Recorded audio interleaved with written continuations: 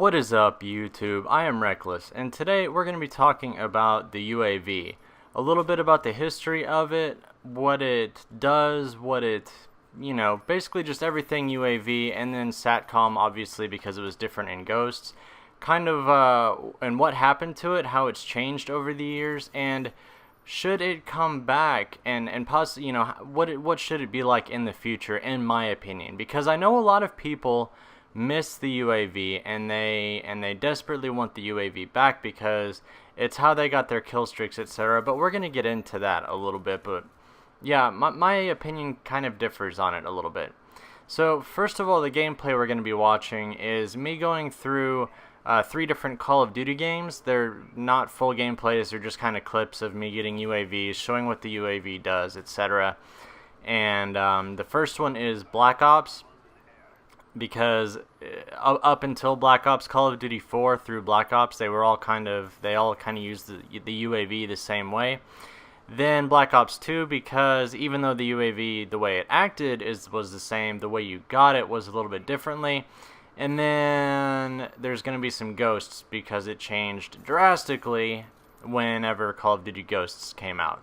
Okay, so first of all, what the UAV traditionally was before Ghosts, because I do realize that a lot of people who play Call of Duty today have not been playing Call of Duty since the UAV first came out or was first introduced. So first of all, what the actual UAV did, not the SATCOM but the UAV, was it was a kind of a sweeping motion on the radar like you see right now.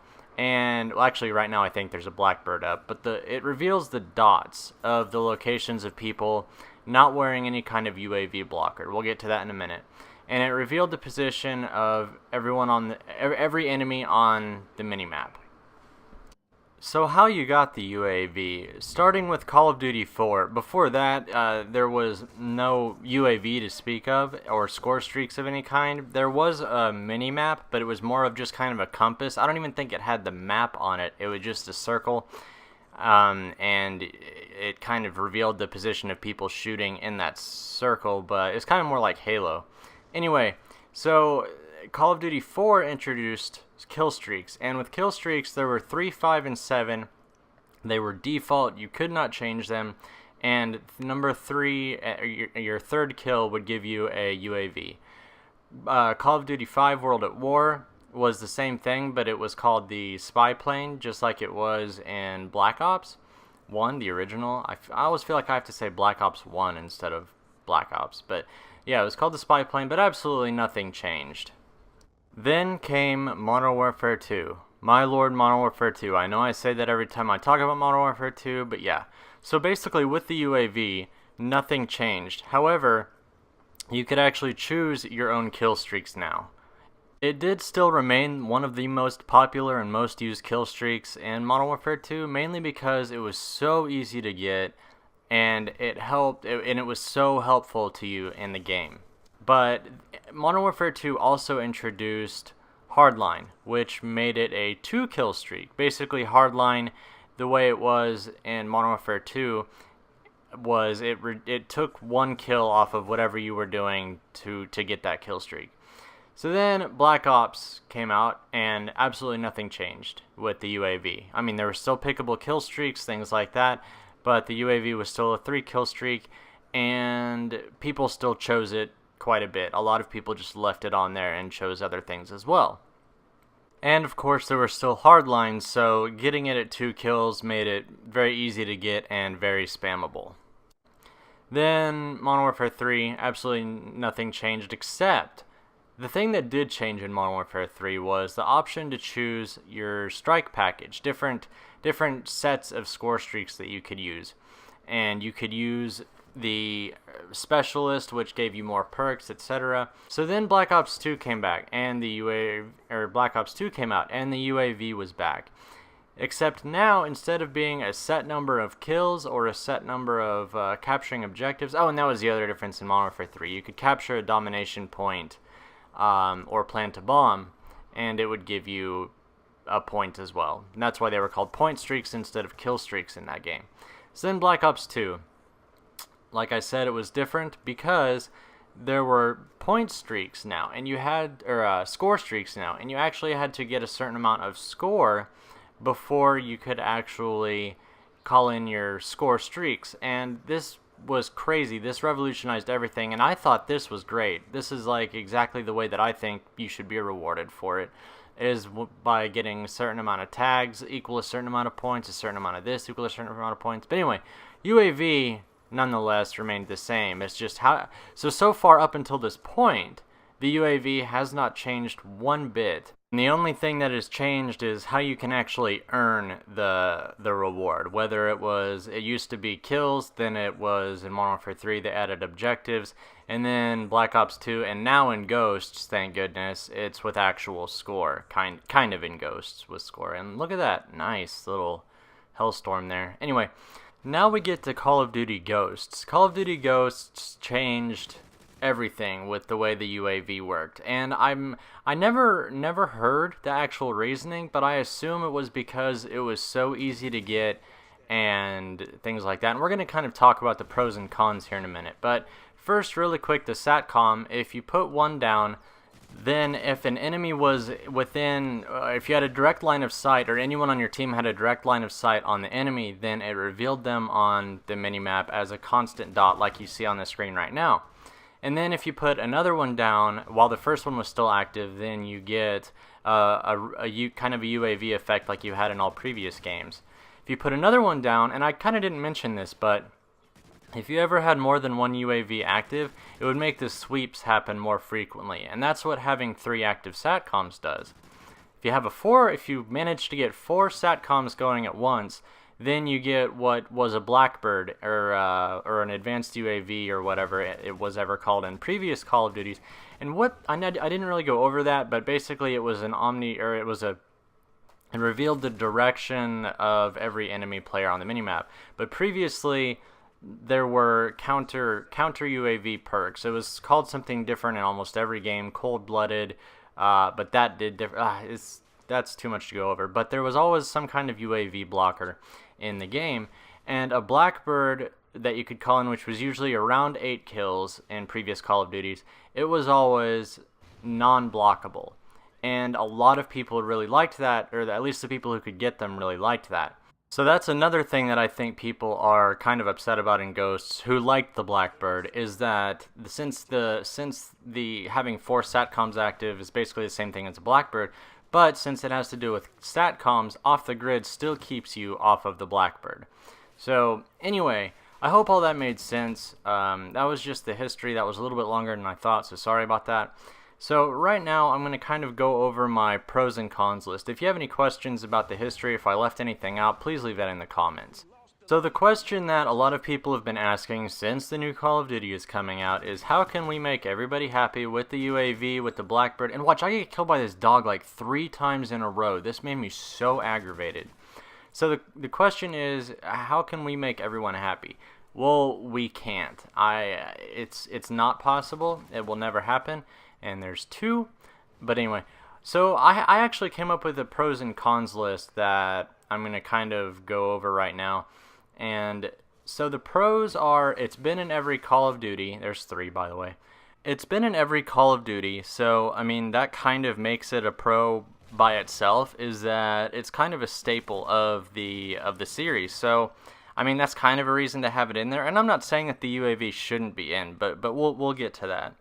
So, but 2 really big pros that I can think of right now is that it helps with campers. That is obviously the biggest thing. That is the main reason, I believe. I don't really know for sure. I'm not a developer, but I believe that was the main reason it was put in, was so that it would reveal campers, and that is obviously the best thing that it's for. And if you're going to have some kind of blocker for it, then it should be the way they had it in Black Ops 2, which is it only blocks it if it only blocks the UAV if you're moving, which is perfect. Also, it helps with boosters. I haven't talked about this in any videos right now because with the new Call of Duty being out, it's kind of hard to boost in Ghosts. But back when Black Ops 2 was the current Call of Duty, I hated boosters. So I mean, I still do, but obviously you can't really do it in Ghosts, and people are pretty much done doing it in Black Ops 2. But yeah, that was one great thing about the UAV, it was absolutely perfect for dealing with boosters. Then it also, obviously, it helps you towards your kill streaks, which is a big thing. If you want to work up towards those kill streaks, then obviously that's a great thing. In Ghosts, it's not that helpful because the kill streaks just aren't that great, and because it's not a true UAV. Some of the cons that I came up with is it helps the rich get richer, especially when it was so easily attainable. It is such a low, even in Black Ops 2 where it was 425 points, that's just 3 kills plus, an extra tag and an assist. I mean, it's really easy to get, and I don't know, it's too spammable. Then it also punishes rushers unless you're in Black Ops 2. Then it punishes the rushers, because if you don't want to, like, I have never used off the grid, I don't think, in Ghosts, because first of all, the SATCOMs aren't too powerful, but I've still never used it because it's I don't want to waste one of my perk slots, especially whenever there are such much more valuable ones like Focus and Dead Silence that help me much more. Now that is a very, very, very short pros and cons list. Obviously there are a lot more, and if you want to put yours down in the comments, then we can definitely, talk about those. I always answer people in the comments, so if you want to put your pros and cons list down in the comments as well, that would be awesome. So moving on to the last thing. I don't want to complain or talk, or I wasn't really complaining, but I don't want to talk about something without trying to find a middle ground or offering up my own solution.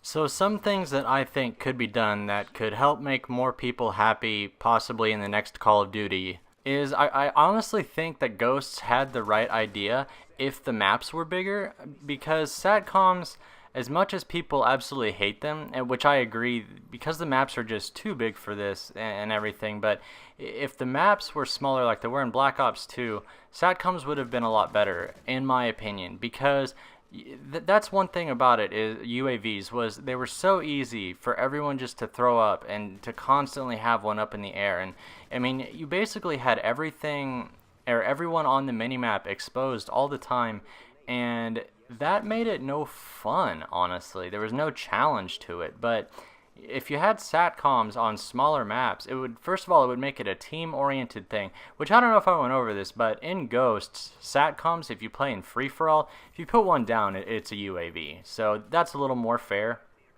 because obviously it's not too harmful, and you don't have to worry about hiding. You only have to worry about hiding from one person if they have a SATCOM up. But yeah, I think making it a team-oriented thing would be just another great idea if we go back to the smaller maps. If we weren't going back to the smaller maps, then obviously we need to have a regular UAV. Or I think another reason why it failed in Ghosts so bad was because you had so many other options for kill streaks and packages and everything that not everyone chose Assault, and a lot of people chose Specialists, so not enough SATCOMs were being put down to make them as useful as they could be. But if we were going back to just a normal UAV, I think another option would be to kind of try and do what Black Ops did, or Black Ops 2 did, and make it kind of a higher thing, a little bit higher score streak. But then it goes back to, are we going to use score? Are we going to use kills? If we're going to use kills, maybe make it a 5. If we're going to use score, then it needs to be a little bit higher, something like that. Another thing to keep in mind is what game mode are you playing. If it's TDM, then maybe it needs to be lower, but if it's kill confirmed or domination, maybe it needs to be higher. That always needs to be considered. And the last idea that I had was to kind of make it to where if we were going to have a true UAV, make it to where people who are running are kind of blurry. You can't really tell exactly where they are, but maybe make them blurry or something like that. So I don't know, those are kind of my ideas, and obviously that would still help with the campers, because if they were camping, then they'd be standing still or in the same general area, and they'd be really easy to find. So anyway, like I said, those are my ideas. I'm really interested to see if you guys have, or how you guys feel about this. Do you like the UAV being gone? Does it, obviously if you're a camper or a booster or something like that, then you're not going to like it, but if you're an actual rusher, Do you miss the UAV? Do you want it back, etc.? Leave your thoughts down in the comments. Also, guys, if you wouldn't mind leaving a rating, that would always be appreciated. A like is always appreciated, but if not, that's cool. And as always, guys, this has been Reckless. If you can't take it easy, don't take it at all. Peace. Sleight of hand.